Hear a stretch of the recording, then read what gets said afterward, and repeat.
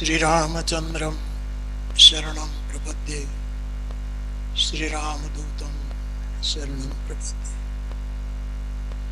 સૌ પ્રથમ માનવ મંદિરની માનવતાથી મહેકતી આ ભૂમિને પ્રણામ કરું છું. આ માનવ મંદિરની અંદર મનોરોગી નહીં પણ મનોયોગી એવા જે બાળકો છે, હું બહુ સમજીને બોલું છું. આપણે માનસિક રીતે ડિસ્ટર્બ હોય એને મનોરોગી કહીએ છીએ, પણ मनोवैज्ञानिकों को पूछो, दुनिया भરના चिकित्सकों ने पूछो तो एक कारण जरूर आवशे. હું બહુ જવાબદારી પૂર્વક બોલું છું કે આને એટલા માટે મનોયોગી કહું છું કારણ કે રોવે છે ત્યારે રોવે જ છે, એ દાંત કાઢે છે ત્યારે દાંત જ કાઢે છે, એના મનનો યોગ છે. આપણે ગમે ત્યારે રોઈએ છીએ, ગમે તેના ઉપર હસી કાઢીએ છીએ. યોગશ્ચિત્ત વૃત્તિ નિરોધા, જે પતંજલિએ કહ્યું, મનોવૈજ્ઞાનિકોનું આ મંતવ્ય છે કે આ લોકો દાંત કાઢે ત્યારે દાંત કાઢવામાં જ હોય, રોવે ત્યારે એની આજુબાજુ કોઈ એનો મનોવ્યાપાર હોતો નથી. એટલે આ મનોયોગીઓ જે અહીંયા છે એને હું નમન કરું છું. એમની સેવામાં જે બહેનો ભાઈઓ વ્યવસ્થામાં રહેલા એ સૌ બાપુની આખી ટીમને પણ નમન કરું છું, ટ્રસ્ટીગણોને નમન કરું છું. અને જેમ રૂપાલા સાહેબે કહ્યું તેમ કે આ બધાના કેન્દ્રમાં એક સાધુ છે એવો અમારો ભક્તિરામ બાપુ, એને પ્રણામ કરું છું. એમના ઉત્સાહનું વર્ધન કરવા માટે આવેલો મારો આખો સાધુ સમાજ, એની ત્રણેય પાંખો, વૈષ્ણવ, અમે માર્ગી સાધુ, રામાનંદી સમાજ અને ગોસાઈગીરી સમાજ, એ ત્રણેય પાકના સૌ પૂજ્ય ચરણોને પ્રણામ કરું. અને આ સાધુ સેવામાં પોતાનું યોગદાન પોતાની ક્ષમતા પ્રમાણે આપવા માટે જે આપણા વિવિધ ક્ષેત્રના આગેવાનો અહીંયા ઉપસ્થિત છે એ બધાનું સ્વાગત કરું છું એક સાધુના બાળક તરીકે, કે આપ સૌ પધાર્યા એનો મને આનંદ છે. બાકી સાવરકુંડલાની સંસ્થાના વડીલો, લલુભાઈ શેઠ આરોગ્ય મંદિર, એમના એક વિનમ્ર ભાવે સેવામાં સતત લાગેલા એવા મારા હરીશભાઈ, અમારું ડોક્ટર મંડળ, આ બધાને પણ આ સમય, અને હમણાં પૂર્વ ધારાસભ્ય શ્રીએ કદાચ કહ્યું કે આ સાવરકુંડલા છે સેવાની સ્પર્ધાની ભૂમિ છે, એવું પૂર્વ ધારાસભ્ય બોલ્યા છે કે નીકળી ગયા? આપ બોલ્યા હતા? હા, તો જે બોલ્યા. પણ હું એમ કહું છું કે સાવરકુંડલા થોડોક સુધારો કરે, સેવાની સ્પર્ધા ન કરે, શ્રદ્ધાથી સેવા કરે. સ્પર્ધા આવે ત્યારે ઘર્ષણ પેદા થવાનું. સ્પર્ધા કોઈ દિવસ ઘર્ષણ વગર હોતી નથી, શ્રદ્ધાથી આગળ વધે. અને અત્યારે સાવરકુંડલામાં જેટલી સંસ્થાઓ કામ કરે છે એ શ્રદ્ધાથી કરે છે. અમારે ત્યાં ભરોસા નામનું બિલ્ડિંગ તૈયાર થઈ રહ્યું છે આ બધી સેવાની, અને બાપુ તો ધૂણો ધકાવીને બેઠા છે. તો એવા બાપુ અને એમનું આ સેવા તમામ લોકોએ હૃદયથી એની વંદના કરી છે. હું પણ સાધુના બાળક તરીકે બાપુના આ સેવા યજ્ઞને પ્રણામ કરું છું. બીજું, બાપુનું મૂળ ગામ કાતરોડી, જેસર પાસે, અને બાપુ મારા સગા ફૈબાના દીકરા છે. મારા પિતાશ્રી પ્રભુદાસ બાપુ એના સૌથી નાના બેન માં અંબા ફૈબા એમના પુત્ર છે. એ અંબામાની સમાધિને પગે લાગુ છું, જયરામ બાપુના ભજનને પગે લાગુ છું, અને આ પરિવારના જ્યેષ્ઠ બંધુ દીનુ બાપુ અને એમનો સમગ્ર પરિવાર એ બધાને પ્રણામ કરું છું. આ કાતરોડીમાં જ્યારે આંબા પાકે ત્યારે દર વર્ષે જયરામ બાપુ અને અંબામાં અમને છોકરાઓને તલગાજડાથી કેરીઓ ખાવા બોલાવે, અને એ વખતે અમે ચડીઓ પહેરી પહેરી અને કાતરોડીમાં એક મહિના ખાલી કેરી ખોવા આવતા. આજે આ બાવો પણ અમને કેરીઓ ખાવા બોલાવે છે કે બાપુ.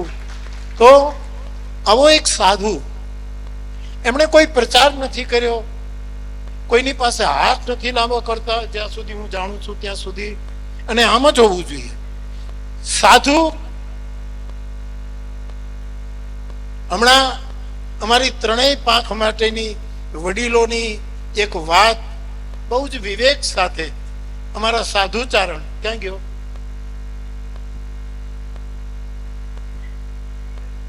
મહેશભાઈ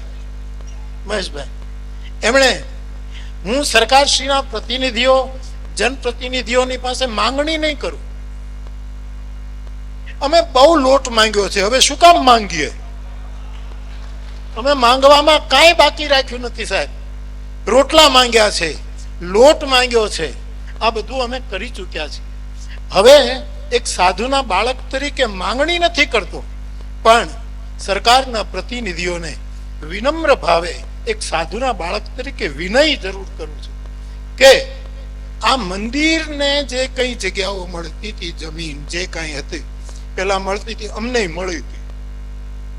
અમે, હું પૂજા કરતો ત્યારે એમાં કઈક જે કઈ નડતર હોય અથવા તો નિયમસર જે કઈ થતું હોય તો એ પણ એક વ્યવસ્થા વિચારવા જેવી છે. એનો પણ આ વિનય છે, માંગણી નથી. માંગણી તો અમે રામ અને હનુમાન સિવાય કોઈ પાસે કરી. અને જેની પાસે લોટ માંગ્યો છે એને અમે રામ અને હનુમાનના પ્રતિનિધિ માનીને જ લોટ માંગ્યો છે. અહીંયા દુરાચારીને જો રોટલો મળતો હોય તો રામજી મંદિરના, શિવ મંદિરના કે કૃષ્ણ મંદિરના પૂજાને રોટલો ન મળે. એટલે માંગણી નથી.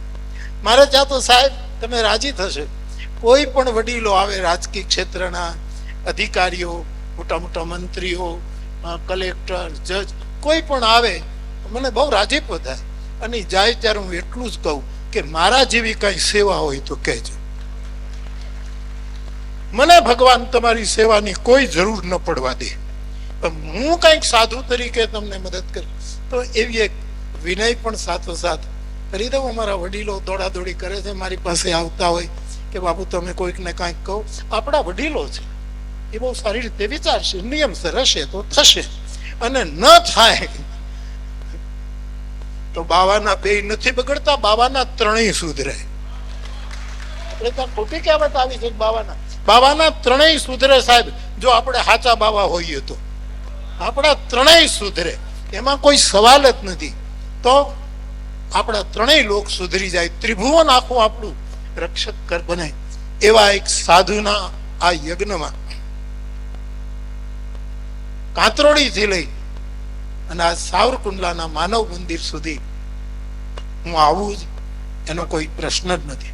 રામચરિતમાનસના ગાયક તરીકે રામાયણનો આરંભ, રામાયણનો મધ્ય અને રામાયણના અંતના 3 શબ્દો અમારા 3 આચાર્યોએ પકડ્યા છે. સૌથી પહેલા આચાર્ય અમારા રામકથાના એ ભગવાન શંકર, જેમણે સૌ પ્રથમ આદિ અનાદિ કાળમાં રામચરિતમાનસની રચના કરી અને હૃદયમાં રાખી અને બહુ જ વર્ષ, યુગો સુધી વિચાર કર્યો કે આ કથા મારે કોને કહેવી. કોઈ પાત્ર મળે તો કહું. અને પછી પાર્વતી મળ્યા.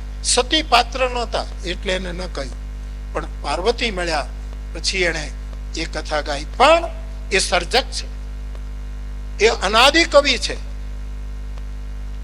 વાલ્મીકી આદિ કવિ છે, પણ શિવજી રામચરિતમાનસના અનાદિ કવિ છે. એ જગતે સ્વીકારેલી હકીકત છે. એમણે વર્ણનામ આ શબ્દ પકડ્યું રામાયણના આરંભમાં. વર્ણનામ, વર્ણ એટલે અક્ષર, વર્ણો ભેગા થાય એટલે શબ્દ, શબ્દ ભેગા થાય એટલે પંક્તિ, પંક્તિ ભેગું થાય એટલે પદ ભેગું થાય, પદ ભેગું થાય પછી રાજભાઈ જેવો કોઈ હોય તો એને કોઈ છંદમાં એને છંદબદ્ધ કરે, પછી છંદ. આ બધું જગતનું મંગલ કરનારું તત્વ છે. વર્ણાનામ અર્થ સંગાનામ રસાનામ છંદસામપી મંગલાનાંચ કરતા રહો. આ બધું મંગલકારી છે. એમાં શિવજીએ સર્જક તરીકે, અનાદિ કવિ તરીકે એમણે વર્ણાનામ શબ્દ પકડ્યો, પહેલો શબ્દ. વચ્ચેનો શબ્દ રામાયણમાં શ્રી રામ પદ પ્રેમ, પ્રેમ શબ્દ ભરતજીનું પણ એક રામાયણ છે જે લખાયેલું નથી. ભરતના પ્રેમનું અનુગમન કરનારા જેટલા વક્તાઓ આવ્યા આ પૃથ્વી પર, અને એ પણ વક્તા થઈ જવા માટે નહીં, વ્યવસ્થાના રૂપમાં જે વક્તાઓ આવ્યા, અસ્તિત્વએ જેને મોકલ્યા, એ બધાને ખબર છે કે એક ભરતાયન પણ છે. રામાયણ છે એમ ભરતાયન છે, અને એ ભરતાયનના ભરતે રામચરિતમાનસના મધ્યમાંથી પ્રેમ શબ્દ પકડ્યો. શિવજીએ વર્ણાનામ, ભરતજીએ પ્રેમ, અને રામચરિતમાનસનો છેલ્લો શબ્દ દહ્યંતિનો માનવાહ, માનવાહ. આમાં જરાય અતિશયોક્તિ નહીં માનશો. એક સાધુનું બાળક, એક સાધુનું સંતાન, એમણે અહીંયા માનવા શબ્દ પકડ્યો અને માનવ મંદિરની સ્થાપના. આદિ કવિ શિવ વર્ણાનામના ઉપાસક, ભરત પ્રેમ પંથના ઉપાસક, અને અમારો ભક્તિરામ બાપુ દહ્યંતીનો માનવા. સમાજ બળવો ન જોઈએ, સમાજને ઠંડક મળવી જોઈએ, સમાજને શીતળતા મળવી. એટલે તુલસીદાસજી પોતાના સાહિત્યમાં એમ કહે છે, પૂજ્ય સંત નહીં, વિશ્વવંદ્ય સંત નહીં, માનસ મર્મજ્ઞ નહીં. સાધુ સંતોને કેટલાય વિશેષણો લાગે ને જેટલા લગાડીએ એટલા ઓછા છે. અમારે નારદજીની સામે તો ભગવાન રામ એમ બોલ્યા કે કહી શકે ન સારદ શેષ નારદ સુનત પદ પંકજ ગહે, અસદીન બંધુ કૃપાલુ અપને ભગત ગુણ નિજ મુખ કહે, શિરના હિબાર હિબાર ચરણ નિબ્રહ્મ પુર નારદ ગયે તે ધન્ય તુલસીદાસ આશ વિહાય જે હરિ રંગ રહે. તો એના વખાણ થઈ શકતા, પરંતુ તુલસીદાસજીને સાધુ માટે એક જ શબ્દ લગાડવો ગમ્યો, અને તે તુલસી ऐसे शीतल संता, शीतल साधु. એક જ વિશેષણ તુલસી. પૂજ્ય પરમ પ્રીત ને જગતવંત એ તો બધાનો આદર હોય જ, પણ શીતલ સંત, અને શીતલ સંતનું કામ છે દહ્યંતીનો માનવા. સમાજમાં કોઈને કોઈ કારણસર જે સંતૃપ્ત છે, જે કંઈક પીડાય છે, ગમે તે રીતે જેને કોઈક બળતરા છે, વેદના છે, એને શીતલતા આપવાનું કામ રામાયણનો છેલ્લો. એ ભક્તિરામ બાપુને ખબર નથી કે એને આ માનવ શબ્દ પકડ્યો છે. કોઈ માણસ શિવ સંકલ્પ કરે ને બાપુ, એ તો વેદમાં આવે, તન્મે મનઃ શિવ સંકલ્પ મસ્ત. પણ આપે જે સંકલ્પ કર્યો વેદમાં નથી, વેદ ભૂલી ગયા હોય. ઠાકુર રામકૃષ્ણ એમ કહેતા, એમ કે વેદમાં આમ કહ્યું, એના શિષ્યો કહે ઠાકુર આવું વેદમાં ક્યાં લખ્યું છે? ભણેલા ગણેલા શિષ્યો બંગાળી વિદ્વાનો એ કે આવું ક્યાં લખ્યું છે? તો બોલે એ વેદ ના બોલનારા ભૂલી ગયા હશે એટલે હું ઉમેરું છું. તો બાપુને પણ કદાચ ખબર ન હોય કે બાપુ દહ્યંતીનો માનવા, જે સમાજ બળે છે એને શીતળતા આપવા માટે સમાજને, માનવને કેન્દ્રમાં રાખી અને મંદિરની જરૂર છે. એવું માનવ મંદિરની સ્થાપના એક સાધુએ અહીંયા કરી છે. એનો અમને એટલો બધો હરખ છે કે એને કયા શબ્દોમાં વખાણીએ. તો વાર વાર બાપુને પ્રણામ. બીજું, જેમ કહેવાયું કે બાપુ કોઈ પાસે માંગતા નહીં, હું એનો સાક્ષી છું, માંગતા નહીં. થોડાક આખા બોલા છે, એનો હું સાક્ષી છું, બધા સાક્ષીઓ. અને સાધુના આ અમુક લક્ષણો છે. એ ઉગ્ર હશે, ઉગ્ર નથી, પણ સનાતન ધર્મ માટે વ્યગ્ર જરૂર છે. સાધુ ઉગ્ર ન હોવો જોઈએ, વ્યગ્ર હોવો જોઈએ. કે સનાતન ધર્મની જે આટલી મોટી ધારા, શિવ મંદિરના અમારા પૂજારીઓ, રામ મંદિરના અમારા રામાનુજી પરંપરાના, અને કૃષ્ણ મંદિરનો અમારો વૈષ્ણવ સમાજ, આ જે ત્રણ ધારા છે, જેને મહંત સિમરોલી, અમારા ત્રણેય પાંખોનું એક સંમેલન વર્ષો પહેલા મહંતની સિમરોલી જુનાગઢ પાસે, વિજયદાસજી બાપુ ત્યારે આપણા સરકારના મંત્રી હતા, મહંત વિજયદાસ બાપુ કબીર સાહેબ, અને એક સંમેલન રાખેલું. એમાં હું ગયો ત્યારે મેં કહ્યું કે અમારી જે આ ત્રણ સાધુઓની સમાજ છે એમાં રામાનંદી સમાજ એ સત્ય છે, વૈષ્ણવ સમાજ એટલે કે અમે રાધા કૃષ્ણના ઉપાસકો, અમે પ્રેમ છીએ, અને મહાદેવની આરતી ઉતારનાર બધા કરુણા છે. આ સત્ય, પ્રેમ અને કરુણાની આ પ્રસ્થાનત્રયીની મેં વાત ત્યારે કરેલી. એ ત્રણેય સમાજના પૂજારીઓ અને બ્રાહ્મણો પણ કોઈ મંદિરમાં બાપુ બહુ સરસ નિર્ણય, ત્રણેય પાંખના પૂજારીઓ જ્યાં જ્યાં પૂજા કરતા, એનું બ્રાહ્મણો પણ એના સંતાનોને ભણવું હોય તો અહીંયા આવીને એ શિક્ષણ પ્રાપ્ત કરી શકે. અને રહેવા જમવાની વ્યવસ્થા તો હતી, ફી ભરવાની પણ બાપુએ વાત કરી દીધી છે. આટલી સંસ્થાઓએ પોતપોતાની સેવા ડિક્લેર કરી છે, જાહેર કરી છે. અને દીકરીઓ માટેનું છાત્રાલય, એમાં ત્રણેય પાંખ. આજ અમને ગૌરવ થાય સાહેબ કે રામાનુજ સાહેબ અમારા ભાવનગર મહારાજા કૃષ્ણકુમાર સિંહજી વિશ્વવિદ્યાલયના અમારો એક સાધુનો જુવાન કુલપતિ છે. હું તો હમણાં નાલંદા વિશ્વવિદ્યાલયમાં બોલતો હતો, આ કુલપતિ ને વાઇસ ચાન્સેલર અને રજિસ્ટ્રાર ને ડીન ને પ્રોફેસર ને અધ્યાપક, આની તો અમને કઈ પૂછકો ન પડે. એને બદલે અમારો એક સાધુ જવાન.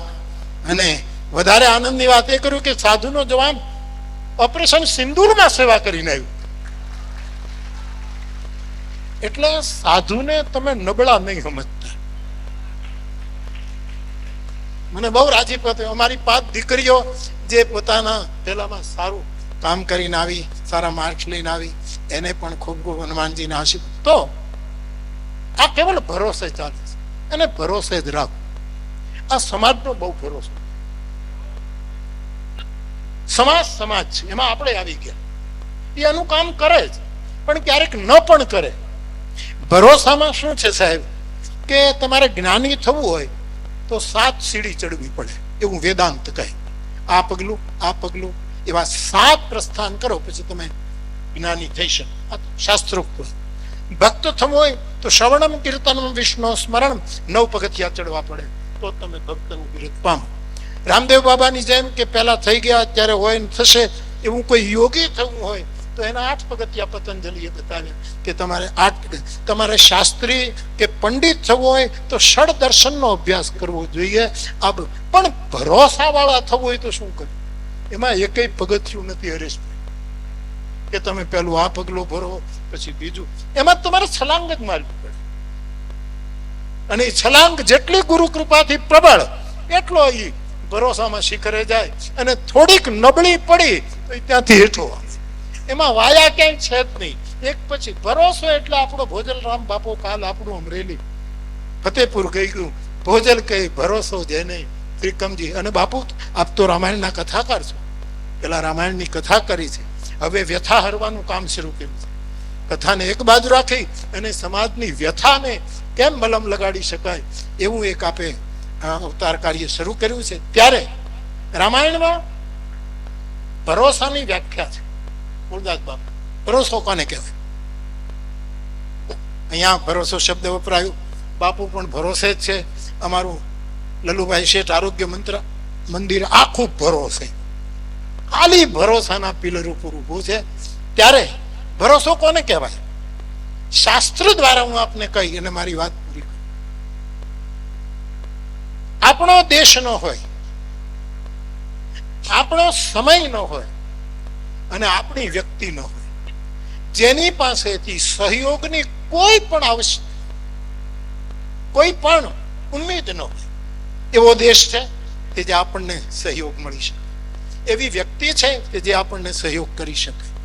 એવો કોઈ કાળ કે જે આપણને કોઈ મદદ ન કરી શકે. કેવલ ભરોસાને લીધે આવી 3 વસ્તુ રામાયણમાં બતાવી કે, અને એ ભરોસો મારા હનુમાનજીનો. તમે જુઓ સાહેબ, હનુમાનજી સુંદરકાંડમાં બાપુએ બધાને આપેલી મૂર્તિઓ આપી. અમારા સાધુએ 2.5 લાખ મૂર્તિઓ હનુમાનજીની એમણે વિકૃત કરી. એને પણ ખૂબ ખૂબ સાધુવાદ. તો હનુમાનજી જયારે લંકામાં ગયા, હનુમાનજીનો એ દેશ નથી, દેશ તો એનો ભારત છે, કૌશલપુર છે, ભારત વર્ષ છે. લંકા તો અસુરોનો દેશ છે. ત્યાં ગયા અને વિચાર કરે કે આટલા વિઘ્નો પાર કરીને ગયો, લંકામાં પ્રવેશ કર્યો તો લંકીનીના સિક્યુરિટી વિભાગે મને રોક્યો, વળી એમાંથી માંડ નીકળ્યો અને અડધી રાત્રિએ લંકામાં પહોંચ્યા અને ઝાડના ઉપર સંતાણા. એ વખતે દેશ પોતાનો નથી. હું જે ભરોસો લઈને આવ્યો છું, એક ભરોસો, એક બલ, એક આસ બિસ્વાસ, એક રામ ઘનશ્યામ હિત, ચાતક તુલસીદાસ, એ ભરોસો જો મારો સાચો હોય તો આ દેશમાંથી મને કોઈક મદદ કરે છે. તો વેરીનો દેશ છે, દુશ્મનનો. અને સાહેબ હનુમાનજી વિચાર કરે શું થશે, શું થશે. એ જ વખતે એ દેશમાં ત્રિજટા નામની રાક્ષસી એમ બોલે કે સીતાજી ગભરાવાની જરૂર નથી, સપને વાનર લંકા જારી. સપનામાં એક વાનર આવ્યો, એને લંકા બાળી અને હનુમાનજીને થયું કે ભરોસો પાકો હોય તો દુશ્મનના દેશમાંથી પણ મદદ આવે, અને એ ધન્ય થયું. બીજું કાળ બરાબર નહોતો. દિવસે આ રાક્ષસો કામ કરે જ નહીં. રાક્ષસનો જ એ નિશિચર છે, રાત્રિએ જ એનું પ્રવૃત્તિ ચાલે. દિવસે એ બધા શું કરતા હોય મને ખબર નથી, એ બધા સુતા હોય કે જે હોય. પણ રાત્રિચર છે, નિશિચર છે, રજનીચર છે, તમીચર છે, આ બધા શાસ્ત્રોના શબ્દ. હવે એ લોકો રાત્રિએ જાગતા હોય લંકાના, એ કાળ બરાબર નથી. એ કાળમાં કયો ભરોસો મને કરશે? એનો જયારે હનુમાનજીએ અશોક વૃક્ષની ડાળ ઉપર બેસીને વિચાર કર્યો, અને એ વખતે વિચાર કરે કે શું થશે. સીતાજી સળગી જવાની તૈયારી, કેમ થશે? એ જ વખતે આ કાળમાં મને કોણ મદદ કરશે? એ જ વખતે ત્રિજટાએ બધી રાક્ષસીઓને કહ્યું કે આવું સપનું આવ્યું છે. રાવણે ભલે હુકમ કર્યો કે સીતાને ડરાવો, પણ આમાં કોઈ સારી વાત નથી, અને પગે લાગો સીતાને. એ બધી રાક્ષસીઓ સીતાને પગે લાગે. એટલે કાળ ખરાબ હોય ત્યારે પણ દુશ્મનના નિમેલા લોકો પણ પગે લાગવા તૈયાર થશે. આ ભરોસાનું બીજું ચરણ. અને ત્રીજું વ્યક્તિ, આપણને એમ લાગે કે આ માણસ તો મને મદદ કરે જ. આ તો હોય 100% નખશીક મારો વિરોધી જ છે, એને એકેય પણ છોડી નથી નિંદા કરવાની. એવી વ્યક્તિ તમને મળે ત્યારે તો આપણને આશા હોય જ નહીં કે આ મને મારો ભરોસો હોય તો આને આ મને મદદ કરશે. અને બન્યું એવું સાહેબ કે હનુમાનજી લંકાકાંડમાં લક્ષ્મણજી મૂર્છિત થયા, વૈદ આવ્યો, સંજીવનીનું નામ આપ્યું, અને હનુમાનજી લેવા જાય ત્યારે હનુમાનજી નીકળ્યા. અને રાવણને ખબર પડી, રાવણ કાલ નેમી ગૃહ આવા, કાલ નેમીને ઘરે આવ્યો કે આ વાનર જો જઈને સંજીવની સવાર પહેલા લાવશે તો દુશ્મનનો ભાઈ જાગૃત થઈ જશે. અને કાળ છે, શેષનાગનો અવતાર છે.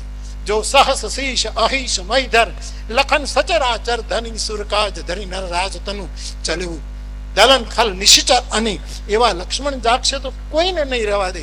આ માણસ જાગવો ન જોઈએ.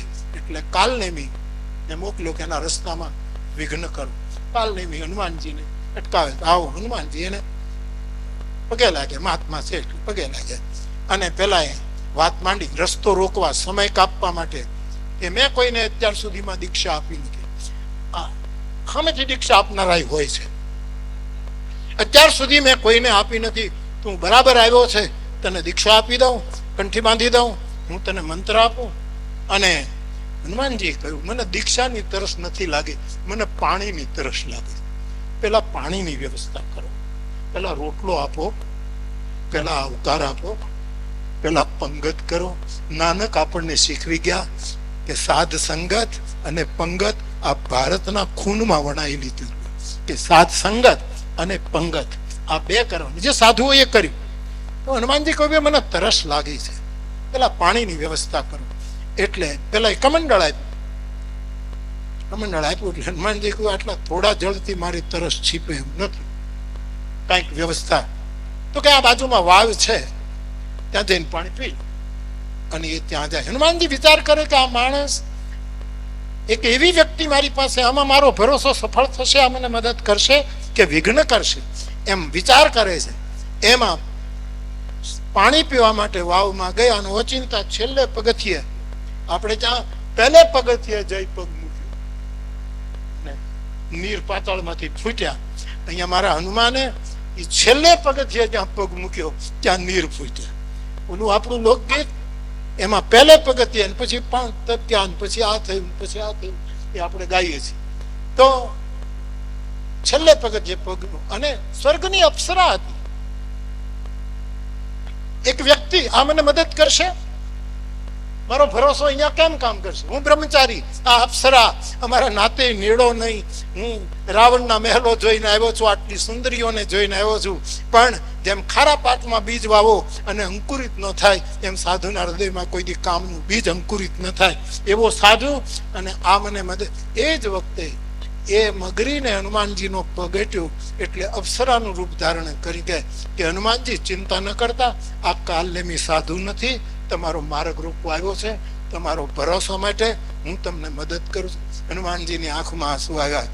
એ બીજો દેશ હોય તોય ભરોસો હશે તો મદદ થશે, વિપરીત કાળ હશે તોય ભરોસો મદદ કરશે, અને સામેનું પાત્ર કોઈક જુદું જ હશે તો પણ એ મદદ કરશે. એવા ભરોસાને આધારે માનવ મંદિર ચાલે.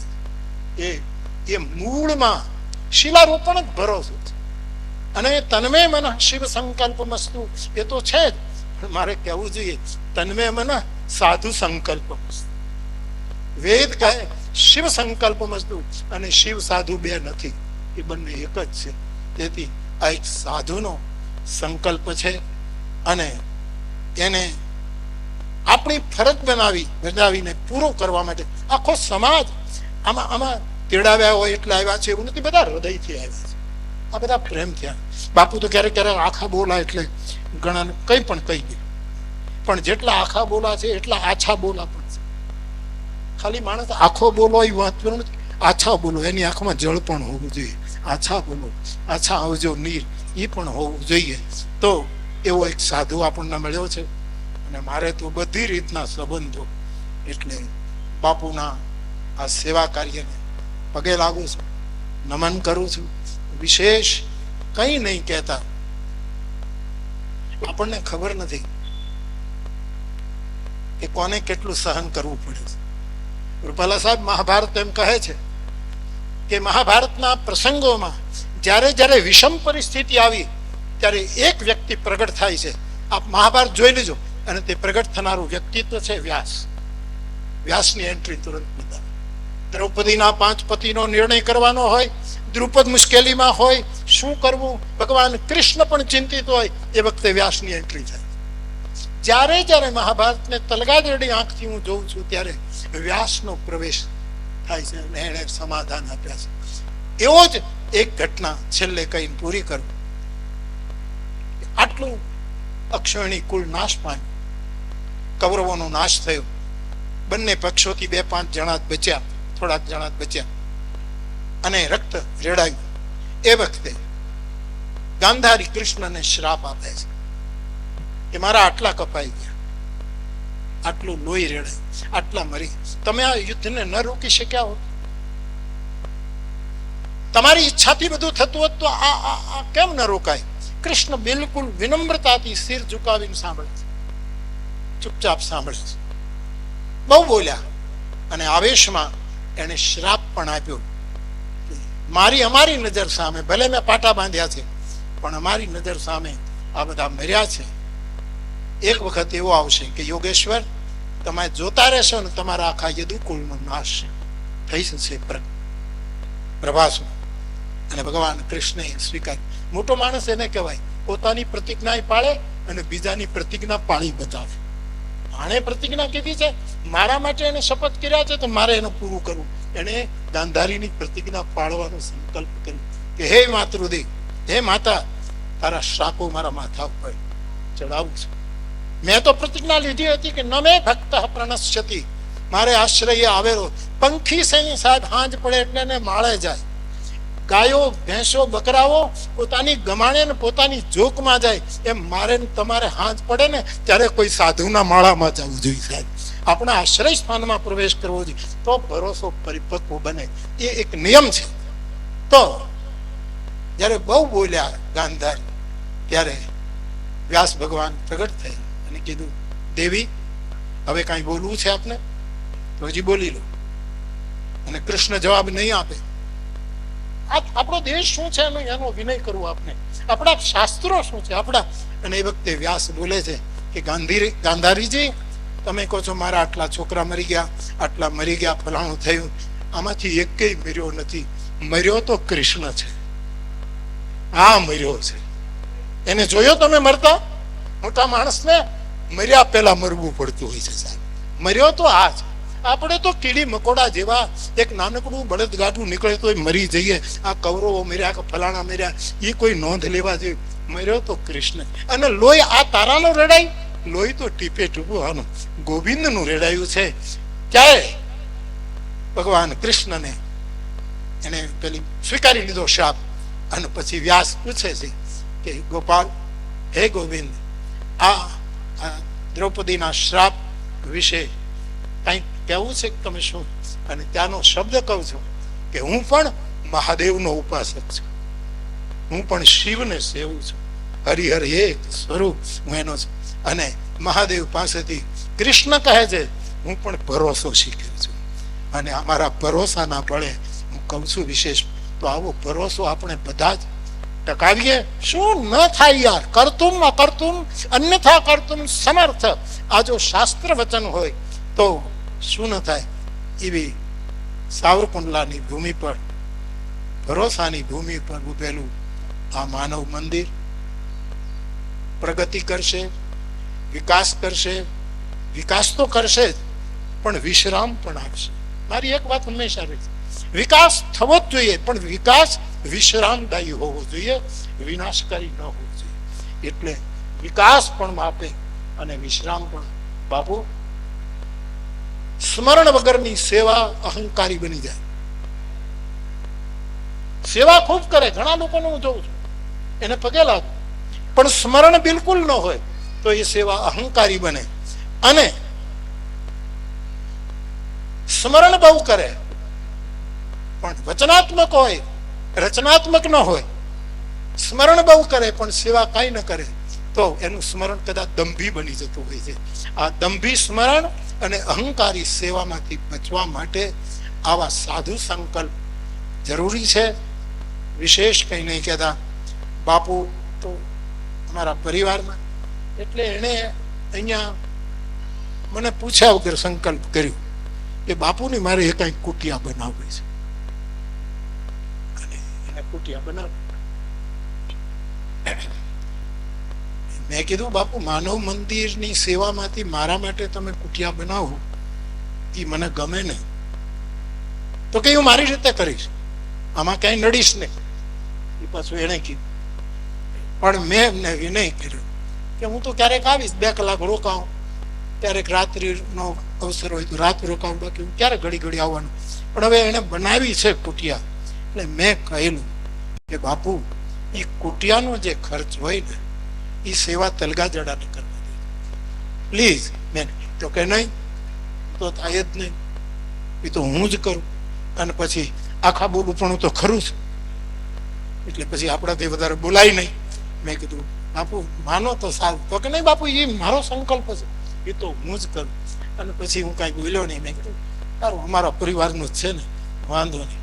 પણ એણે મારી પાસેથી 1 પૈસો લીધો નહીં.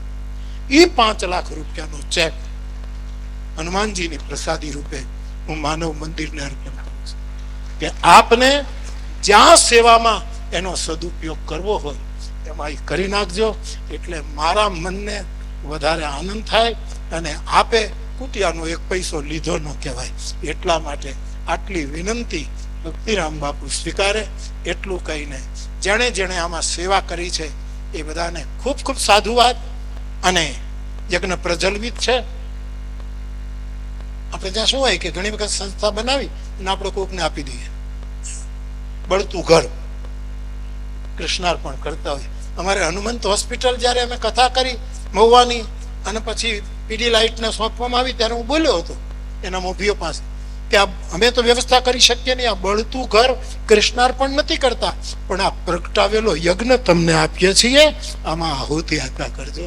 આ સાધુએ પ્રગટાવેલો યજ્ઞ છે, એમાં આપણે બધા જ આહુતિ ઇદમ અગ્નયે નમઃ ભાવથી કરતા રહીએ. ખૂબ જ પ્રસન્નતા સાથે બાપુને પ્રણામ કરી, સંતોને પ્રણામ કરી, આપણા વડીલોને પ્રણામ કરી, આ બધા પ્રણામ કરી મારી વાતને પૂરી કરું. સૌને પ્રણામ. જય સિયારામ.